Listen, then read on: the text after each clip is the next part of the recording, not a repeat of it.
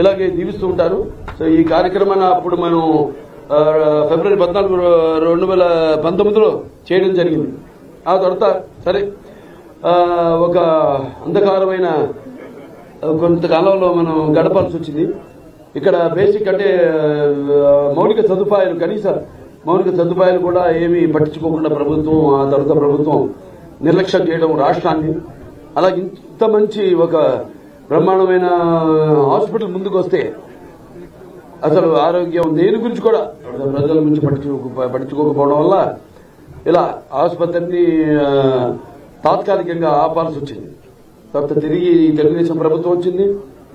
అలాగే మన ప్రియతమ ముఖ్యమంత్రి వర్యులు నారా చంద్రబాబు నాయుడు గారి దృష్టంతో కూడా మన ఆరోగ్యం, పేదల సంక్షేమం ఏదైతే నాన్నగారు అన్నారో, ప్రజల దేవుడు సమాజమే దేవాలయం, అందులో నేను గర్చకుండని, అలా ఆయన కూడా అన్ని ఈ మౌలిక సదుపాయాలు అయితేనేమి అన్ని కేవలం ఈ ఒక్క ప్రాంతానికే కాదు, అన్ని ప్రాంతాలు కూడా మా హిందూపురం ఉంది, అక్కడ పారిశ్రామిక వాడ అప్పుడు నాన్నగారు స్థాపించింది. అలాగే దాన్ని అభివృద్ధి చేయడం కోసం పూర్తిగా నేను కలిసి మొన్న ఢిల్లీ కూడా వెళ్ళడం జరిగింది. నేను అందరిని కలవడం జరిగింది. మనోహర్ లాల్ గారు, ఖట్టర్ గారిని అయితేనేమి, పూరి గారిని అయితేనేమి, పవర్ మినిస్టర్స్, అలాగే వీళ్ళందరినీ కలవడం.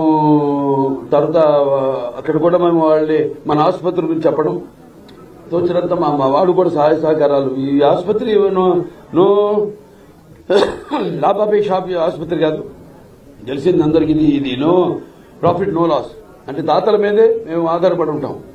అలా నాకంటే ముందు పనిచేసిన వాళ్ళు ఎవరైతే చైర్మన్స్ ఉన్నారో, లేకపోతే బోర్డు మెంబర్స్ ఉన్నారో, ముఖ్యంగా కోడెల శివప్రసాద్ గారిని ఈ సందర్భంగా తలుచుకోవాలి. ఆయన మొట్టమొదటి ఫౌండర్ చైర్మన్ ఈ ఆసుపత్రికి. దాని తర్వాత వెంకటేశ్వర్లు గారు, కాకతీయ సిమెంట్స్ జేఎస్ఆర్ ప్రసాద్ గారు మామగారు, ఆయన ఇచ్చిన ఆర్థిక సహాయం.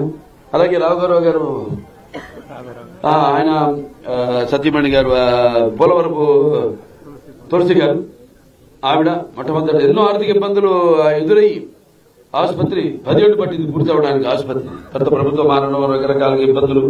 తర్వాత మళ్లీ చంద్రబాబు నాయుడు గారు చొరవ తీసుకుని ఆయన ముఖ్యమంత్రి అయిన తర్వాత మన టాటా సూరబ్జీ ట్రస్ట్ నుంచి 7.5 కోట్లు, అలాగే మన ఎంపీ ల్యాడ్స్ ఇవన్నీ కూడా సమకూర్చి ఆసుపత్రిని పూర్తి చేసి మళ్ళీ నాటి ప్రధానమంత్రి గారైన అటల్ బిహారీ వాజ్పేయి గారి చేతుల మీదుగా 2000లో ఈ హైదరాబాద్ ఆసుపత్రిని మనం ప్రారంభించడం జరిగింది. అంటే 1989లో నాన్నగారు దానికి భూమి పూజ చేశారు.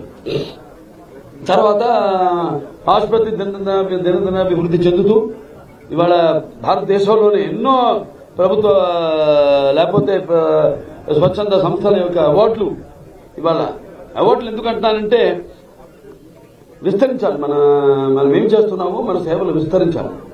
విస్తరించాలంటే అన్ని అవసరం మనకి. అక్కడ అంటే మనం